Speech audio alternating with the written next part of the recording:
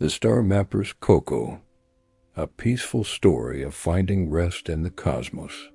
The staircase was narrow, and in the winter dark, each step required a careful deliberation.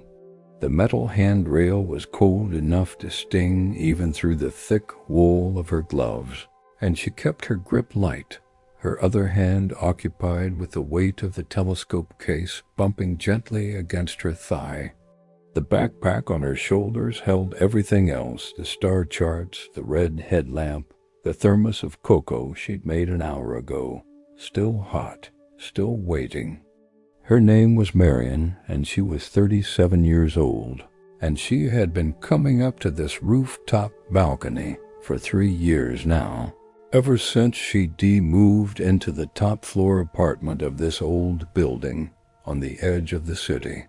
The building itself was unremarkable red brick, 4 stories, with apartments that smelled like old radiators and the faint echo of other people's dinners. But the rooftop access, that narrow metal staircase behind a door marked "Authorized Personnel Only," which the landlord had shrugged about when she'd asked, had been the reason she'd signed the lease. Tonight, the air was crystalline with cold. She could feel it in her lungs with each breath, sharp and clean, the kind of cold that made everything seem more vivid, more present. Her footsteps echoed in the stairwell, a rhythmic clang, clang, clang that seemed too loud for the silence of the night. And then she was pushing open the metal door at the top, and the sky opened up above her like a gift. The balcony was small, maybe 10 feet by 12, with a waist-high railing made of the same metal as the stairs. The surface was concrete, cracked in places where weeds grew in the summer, but now it was swept clean by wind and cold. The city lights were distant here, far enough away that they created only a faint amber glow on the horizon, leaving the sky above a deep velvet black. She set the telescope case down gently, the sound of it meeting concrete, a soft thud that seemed to be absorbed immediately by the vastness above her. Then she shrugged off her backpack, her shoulders grateful for the release, and unzipped her coat just enough to let some of the heat escape. She'd learned over time to dress in layers for these nights: thermal underwear, a thick sweater, the coat, a scarf wound twice around her neck. The cold was part of the ritual, but so was staying warm enough to enjoy it. She stood for a moment, just breathing, just looking up. Her eyes weren't adjusted yet, so she could see only the brightest stars, but that was enough to feel it, that shift that happened every time she came up here, that sense of the noise falling away. Down below, in her apartment, there had been the hum of the refrigerator, the distant sound of traffic, the awareness of emails waiting and dishes in the sink, and all the small, persistent demands of being a person in the world. Up here, there was only the sky and the cold and the stars beginning to emerge as her pupils widened in the dark. The first stars she could see clearly were the familiar ones: Betelgeuse, the red giant in Orion's shoulder, already high in the eastern sky; Sirius, the dog star, so bright it almost looked like it was flickering; Capella, steady and golden, nearly overhead. She knew them like old friends. These stars knew their names and their distances and their stories. Knowing them didn't diminish the wonder. If anything, it deepened it. She crouched down beside the telescope case, her knees creaking slightly, a reminder that 37 was not 27, that her body kept time, even when the stars did not. The latches on the case opened with a satisfying click-click, and she lifted the lid, revealing the telescope nestled in its foam padding. It was a modest instrument, nothing fancy, an 8-inch Schmidt-Cassegrain that she'd saved up for over the course of a year. She'd bought it used from an astronomy club member who was upgrading, and it had a small scratch on the tube that she'd come to think of as a beauty mark. She lifted the optical tube out first, cradling it like something precious, which it was.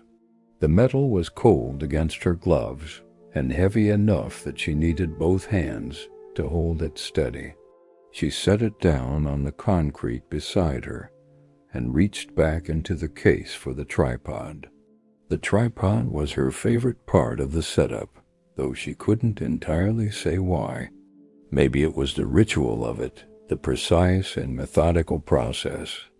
She pulled the tripod out, the legs still folded together, and stood up, holding it at its center. Then, one by one, she extended the legs, each one sliding out with a metallic check sound and locking into place with a firm click that she could feel in her hands. The sound echoed slightly in the open air, a small mechanical voice in the silence.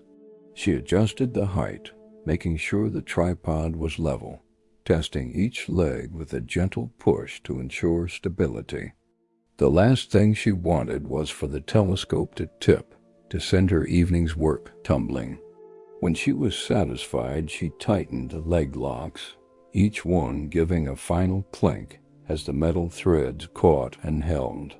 The mounting plate came next, screwing into the center of the tripod head with a smooth rotation that ended in a solid thunk as it seated properly. She could do this in her sleep now, she thought. She had done it in fog and drizzle, in winds that made the telescope shake. She had done it in summer heat and autumn rain, and spring's uncertain warmth. But winter was her favorite. Winter nights were the clearest, the coldest, the most silent. She lifted the optical tube again, positioning it carefully over the mounting plate, and secured it with the locking knob. The telescope settled into place with a gentle click, and she stepped back for a moment, admiring the silhouette of it against the stars. There was something deeply satisfying about the shape of a telescope, she thought. The clean lines, the purposeful design. It looked like what it was, a tool for looking outward, for reaching toward something vast. The finder scope needed to be attached next, and she fumbled slightly with the small screws, her gloved fingers too thick for the delicate work. She pulled off one glove, hissing slightly as the cold bit at her bare skin, and worked quickly to secure the finder scope in its bracket. Then the glove went back on, and she flexed her fingers to bring warmth back into them. The last piece was the motor drive, the little miracle of technology that would track the stars as they moved across the sky. She plugged the cable into the base of the telescope and pressed the power button, and was rewarded with a soft electric whir that seemed almost alive. The telescope hummed quietly to itself, a sound so faint she had to stand close to hear it, and she smiled. Ready? She pulled her red headlamp from the backpack red light to preserve her night vision and slipped it over her wool hat, adjusting the strap until it sat comfortably on her forehead. Then she clicked it on, the red beam cutting through the darkness and illuminating her hands. The star chart she pulled from the backpack, the thermos that gleamed dully in the crimson light. But not yet. First, the stars themselves. She bent to the eyepiece, her breath already forming small clouds in the air, and looked through the finder scope. The view was wide and unfocused, just a general sweep of sky, and she moved the telescope slowly, panning across the blackness until a bright point of light drifted into the center of the finder scope. See, crosshairs, Capella, perfect.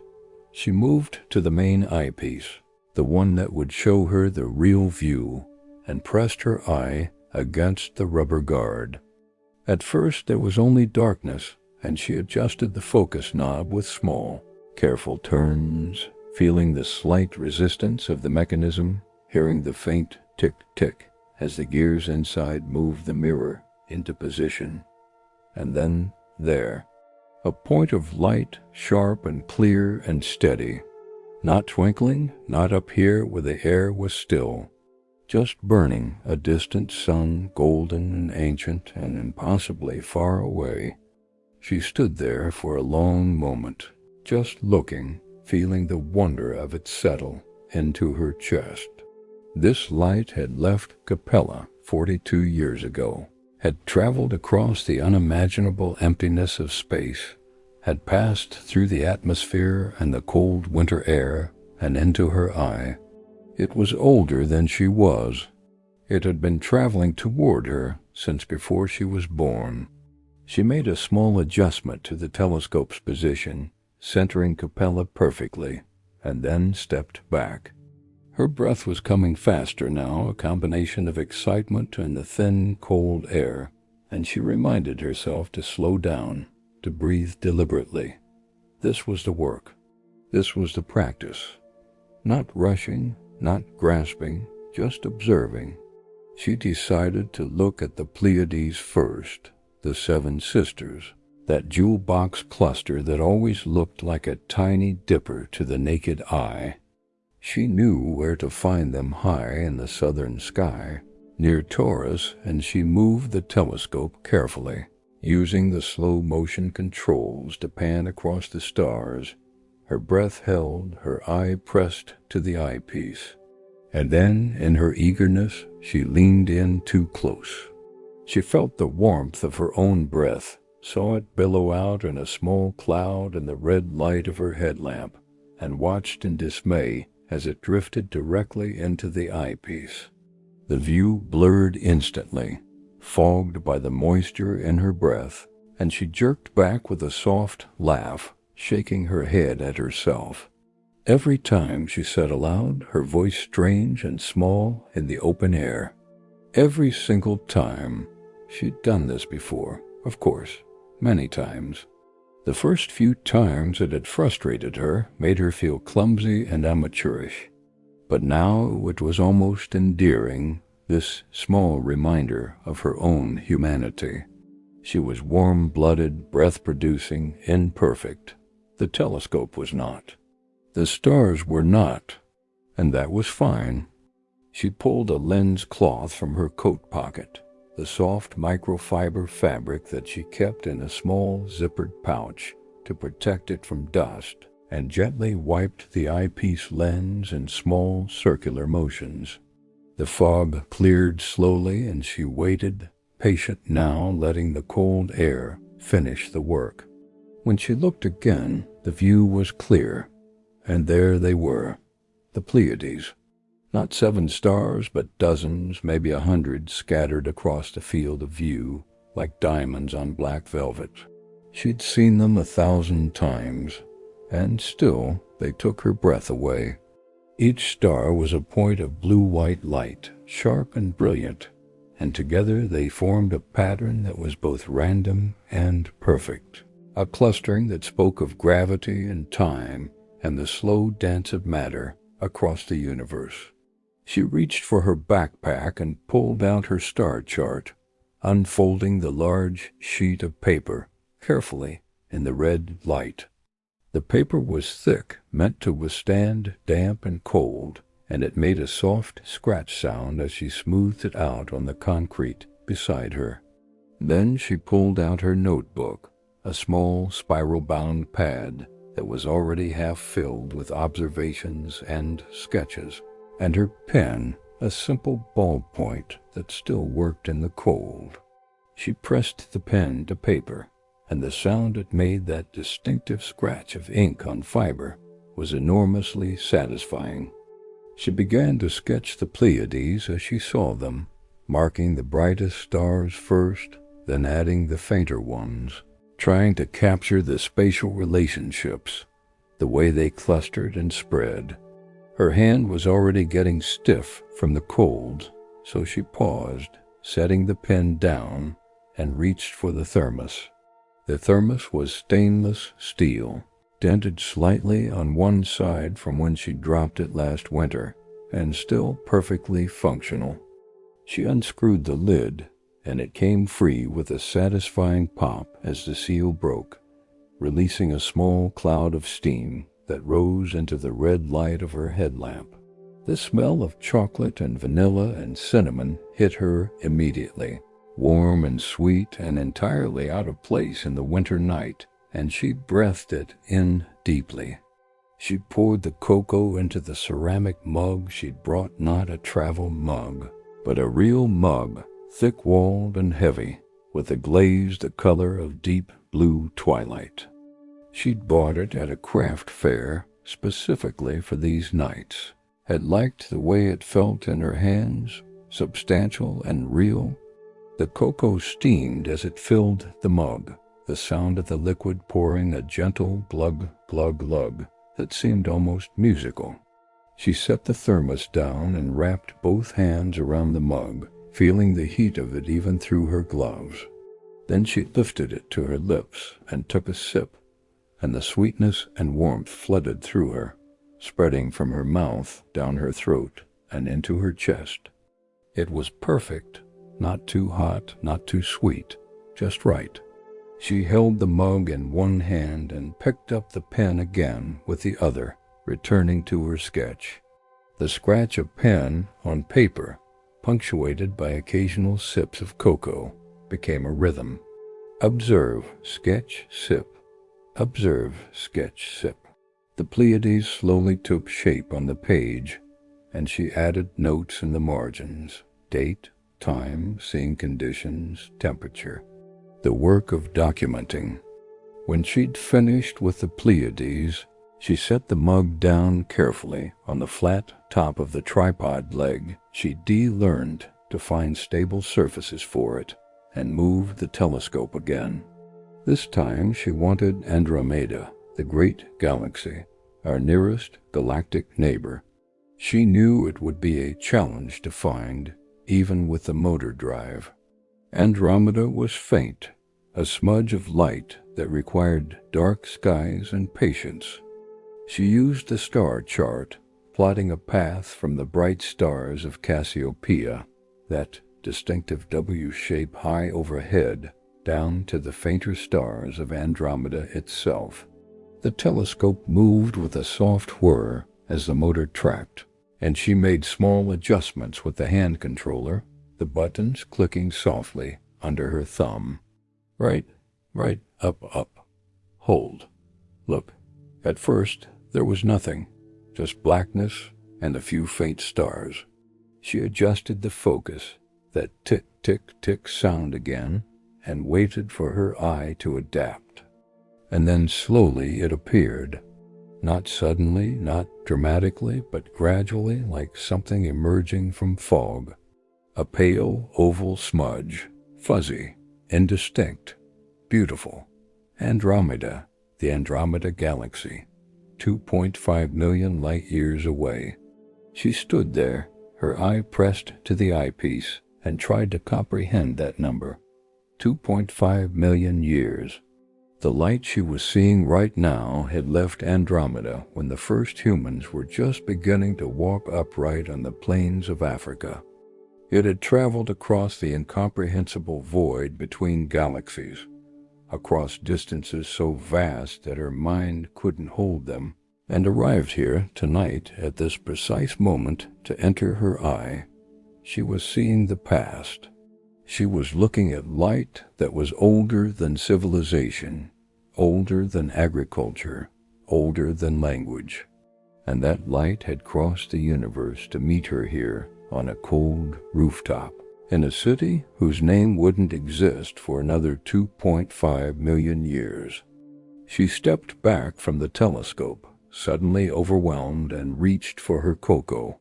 The mug was still warm, and she took a long sip, letting the sweetness ground her, bring her back to her body. Her hands were cold again, despite the gloves. Her nose was running slightly. Her feet were beginning to ache from standing still for so long. She was so small. The thought didn't come as a shock, but as a relief, a profound, bone-deep relief. She was so small, and the universe was so large, and that meant, what did that mean? It meant that nothing she did mattered in the grand scheme.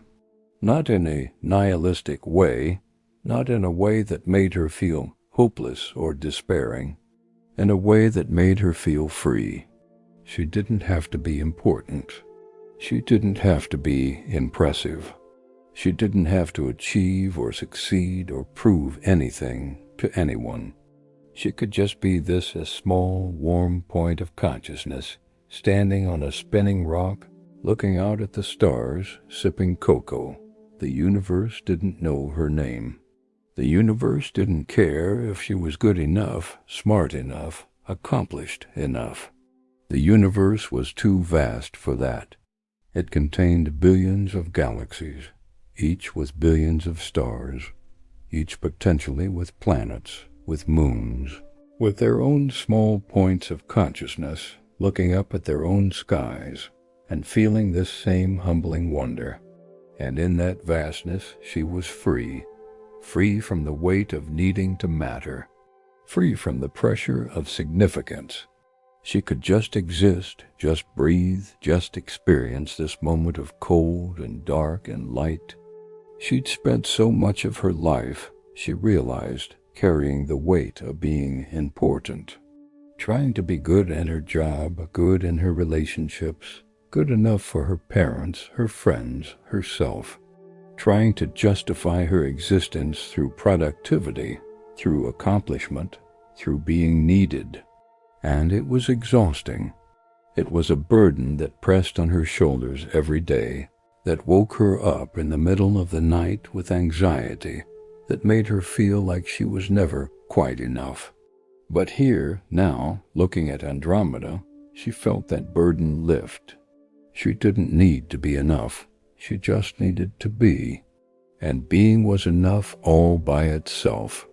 She picked up her pen again, that satisfying scratch as she made notes in her journal. Andromeda Galaxy, she wrote. M31, visible as faint smudge, clear seeing. Feeling small, feeling free. She poured herself more cocoa, the pop of the thermos lid, the glug of liquid, the steam rising. She wrapped her hands around the mug and let the warmth spread through her fingers, her palms, her wrists. She was cold, but she was warm enough. She was alone, but she wasn't lonely. She was small, but she was present. The motor on the telescope gave a soft whir as it adjusted, keeping Andromeda centered in the eyepiece. The sound was companionable, like a quiet friend keeping watch. She smiled, took another sip of cocoa, and turned her attention to the next object on her list, Orion Nebula, the birthplace of stars.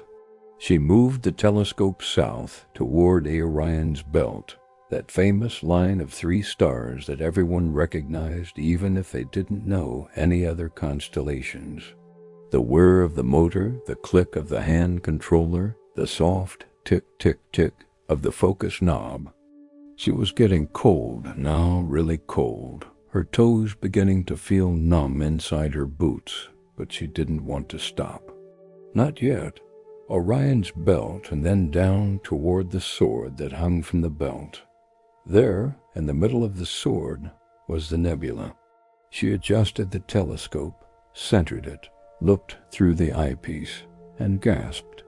Even through her modest telescope, even with her imperfect eyes, the Orion Nebula was glorious. It wasn't just a smudge, like Andromeda. It was structure. It was color. Faint, yes, pale greens and pinks and teals that were more suggestion than solid hue, but visible. She could see the central cavity, the bright stars at its heart, the trapezium, 4 young stars being born in the swirling, chaotic clouds of gas and dust around them. This was a stellar nursery.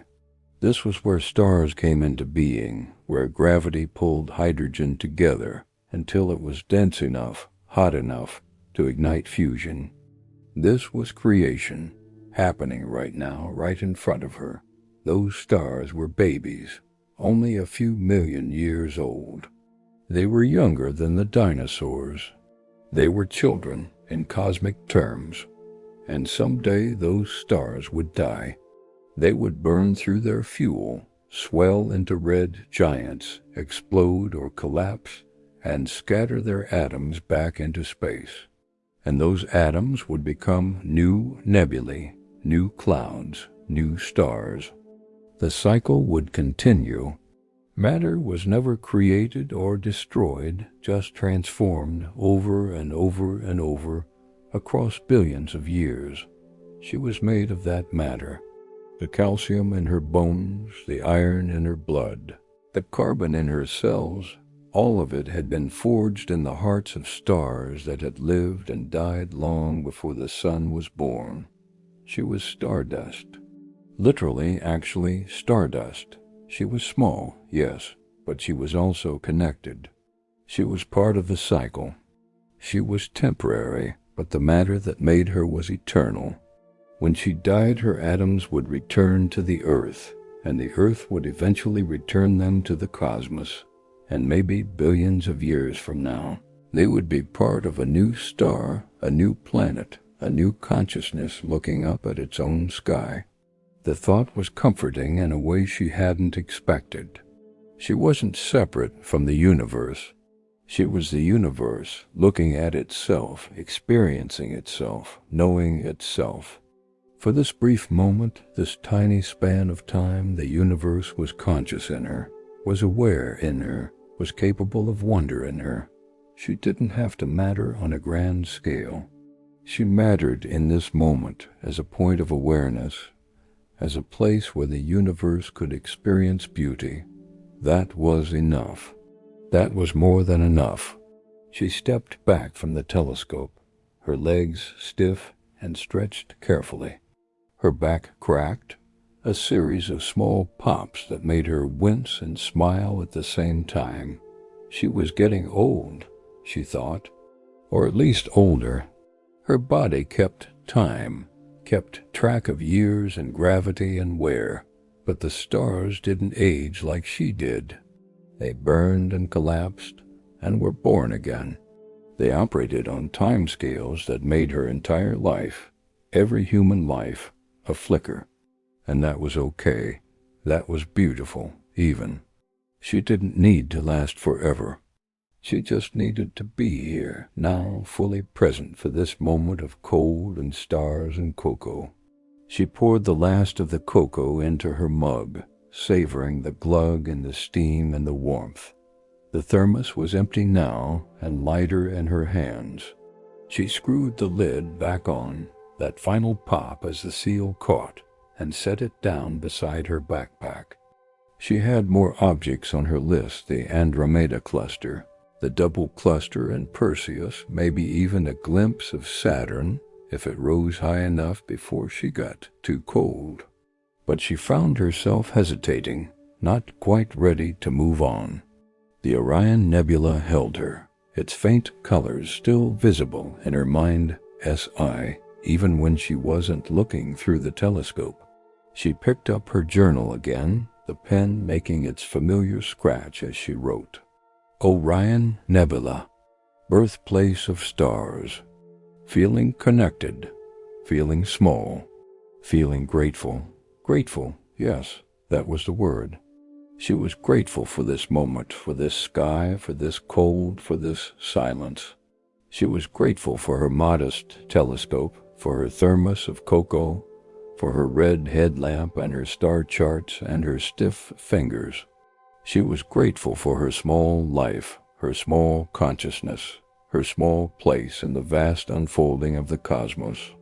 She'd spent so much time, she realized, trying to make herself bigger, trying to be more, do more, achieve more, trying to leave a mark, to matter, to be remembered. But standing here, looking at the Orion Nebula, at the birthplace of stars, she understood that she didn't need to be big. She didn't need to leave a mark. The universe would continue without her, and that was not a tragedy. That was a gift. It meant she could relax. She could stop striving. She could stop proving. She could just be this a person who loved stars, who made cocoa, who climbed cold staircases to stand on rooftops in winter. That was enough. That was a life.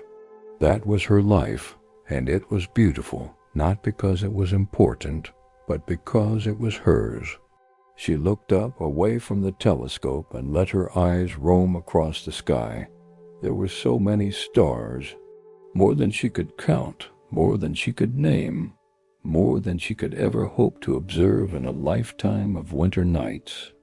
And beyond the stars she could see were the stars she couldn't, the distant suns hidden by dust or distance, the galaxies too faint for her eyes, the black holes and neutron stars and planets orbiting in darkness. The universe was full of wonders she would never see, never know, never understand, and that was okay. She didn't need to see everything.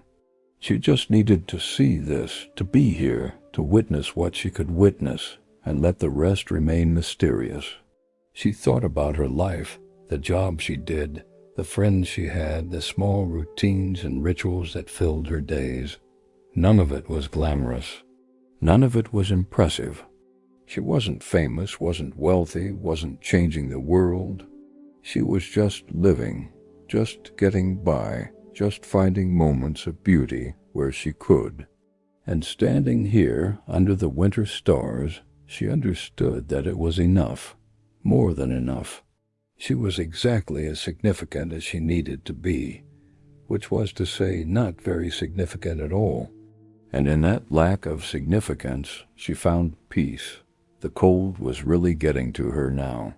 Her toes were numb, her fingers aching, even inside her gloves. Her nose was running freely, and she wiped it on her scarf, not caring about the inelegance of it. She was alone.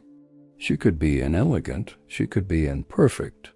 She could be cold and tired and human.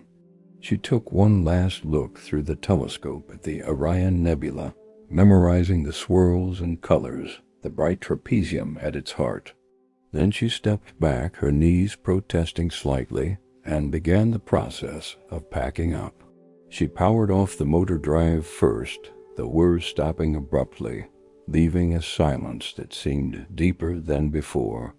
She disconnected the cable, coiling it carefully and tucking it into the backpack. Then she loosened the locking knob that held the optical tube to the tripod and lifted the telescope free. It was heavy, but she'd grown strong from this practice, and she cradled it easily, setting it down gently on the concrete. The finder scope came off next, the small screws turning smoothly under her stiff fingers. She packed it carefully in its foam slot in the telescope case. Then she unscrewed the mounting plate from the tripod, the threads giving slightly metallic clinks as they disengaged. The tripod was last. She loosened the leg locks, each one giving a soft click, and collapsed the legs one by one, that satisfying check as they slid back together. The tripod became compact again, easy to carry, and she tucked it under her arm. She placed the optical tube back in its foam padding in the case, securing the latches with 2 firm clicks. Then she gathered her star charts, folding them carefully, and her journal, tucking the pen into the spiral binding. The empty thermos went into the backpack, along with the mug, wrapped in a spare scarf to keep it from breaking. The red headlamp she left on her head she'd need it for the stairs. She took one last look around the rooftop, making sure she hadn't forgotten anything. The concrete was bare, the railing cold and metallic in the red light. The sky above was unchanged, infinite, indifferent in the best possible way. She picked up the telescope case with one hand, the backpack already on her shoulders, and walked to the door. Her footsteps echoed on the concrete, and then she was pulling the door open, feeling the slightly warmer air of the stairwell meet her face, and beginning her descent. The stairs were easier going down, though she still moved carefully, the weight of the equipment shifting with each step. The clang of her boots on metal echoed in the narrow space, and she could hear her own breathing, see it in small clouds in the red light. Down, down, down. Past the 4th floor, past the 3rd. The building was silent, everyone asleep or nearly so. It was late, she realized, past midnight, probably close to 1. She'd been up there for nearly 3 hours. At the 2nd floor, she paused, adjusting her grip on the telescope case. Her arms were tired, her shoulders aching under the weight of the backpack. But she felt good. Tired, yes, but satisfied, peaceful, whole. She continued down to her floor, the 3rd, and pushed through the door into the hallway. The fluorescent lights were harsh after the darkness, making her squint even with the red headlamp still on. She walked to her apartment door, fumbling for her keys, and let herself in.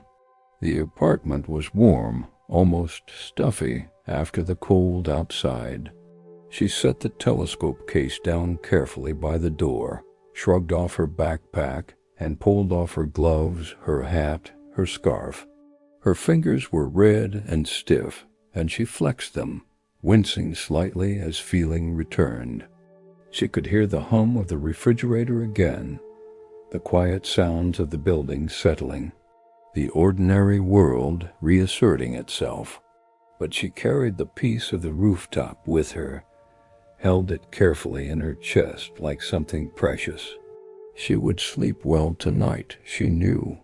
She would sleep deeply, wrapped in the comfort of her own smallness, her own insignificance. The universe was vast and she was tiny, and that was the most liberating truth she'd ever known. Tomorrow, she would wake up and return to her regular life, the job, the emails, the dishes. But she would carry this with her, this knowledge that she didn't have to be important. She just had to be, and being was enough. She walked to her bedroom, pulling off her coat, her boots, her layers. She changed into soft pajamas, brushed her teeth, washed her face. The ordinary rituals of ending a day, and then she climbed into bed, pulling the heavy blankets up to her chin, feeling the warmth begin to surround her. She closed her eyes, and in the darkness behind her eyelids, she could still see them, the stars, the Pleiades, the Orion Nebula, the distant smudge of Andromeda. She was small. She was temporary. She was insignificant in the grand scheme of the cosmos, and she was free, so perfectly, peacefully free. She drifted towards sleep, her breathing, slowing her body, finally warming, and in her mind she was still standing on the rooftop, looking up at the infinite sky, a small, warm point of awareness in the vastness, a tiny expression of the universe experiencing itself. The stars would be there tomorrow night, and the night after, and the night after that. They would be there long after she was gone, burning and collapsing and being born again in an endless cycle. And that was beautiful. That was exactly as it should be. She didn't need to carry the weight of the world. She just needed to carry herself and her telescope and her thermos of cocoa up the stairs and into the cold, and look up and witness. That was her practice. That was her gift to herself. That was her form of self-love, not demanding that she be more than she was, but accepting that she was exactly enough, exactly right, exactly where she needed to be. Small, warm, alive, aware. Under the winter stars, Marion slept. If this story brought you peace, please consider showing your support with a like and subscribe to Deep Sleep Stories Hub for more quiet nights and restful journeys.